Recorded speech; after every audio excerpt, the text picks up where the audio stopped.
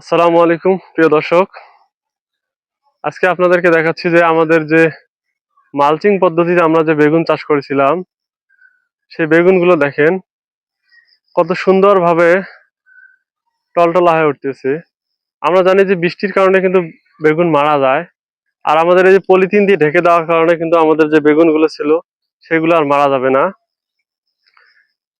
এই পলিথিন থাকার কারণে আমাদের যে উপকার সেটা হচ্ছে উপরে যেগুলো পানি পড়বে সেই পানিগুলো কিন্তু সাথে সাথে নেমে যাবে, আর জমিতে অতিরিক্ত রস হবে না।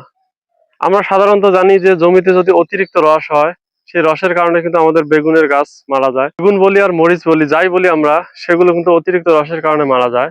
আর আমাদের এই যে পলিথিন পদ্ধতির কারণে দেখেন আমাদের যে বেগুনগুলো ছিল সেগুলো আর কিন্তু মারা যায় নাই, সবগুলো অনেক ভালো আছে।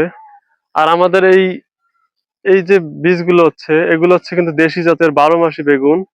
আমাদের যে উপসহকারী কৃষি কর্মকর্তা রফিকুল ভাই, উনি কিন্তু আমাদেরকে এই বীজগুলো দিয়েছে। এই পলিথিন কিন্তু এগুলো সরকারিভাবে দেওয়া। বাংলাদেশ সরকার যে পদ্ধতিগুলো নিচ্ছে কৃষি এবং কৃষকদের জন্য, সেটা অনেক সুন্দর এবং একটা ভালো পদ্ধতি। সেই নমুনা আমাদের যে উপজেলা কৃষি অফিসার আছে, তাদের মাধ্যমে উপসহকারী কৃষি কর্মকর্তা মোহাম্মদ রফিকুল ভাই, ওনার মাধ্যমে পেয়েছি। আর এই যে আমার সাথে যে আছে আজিজুল ভাতিজা, ওরও কিন্তু একটা প্রজেক্ট আছে। আপনাদেরকে আমরা পর্যায়ক্রমে ধীরে ধীরে সেখানে নিয়ে যাব এবং দেখাবো। আর আপনারা যারা বেগুন চাষ করতে চান, এই পদ্ধতিতে চাষ করবেন, দেখবেন আপনাদের বেগুনগুলো আর কোনো ক্ষতি হবে না। যতই বৃষ্টি হোক বা বন্যা হোক, যদি পানি জমে না থাকতে পারে তাহলে কিন্তু মারা যাবে না।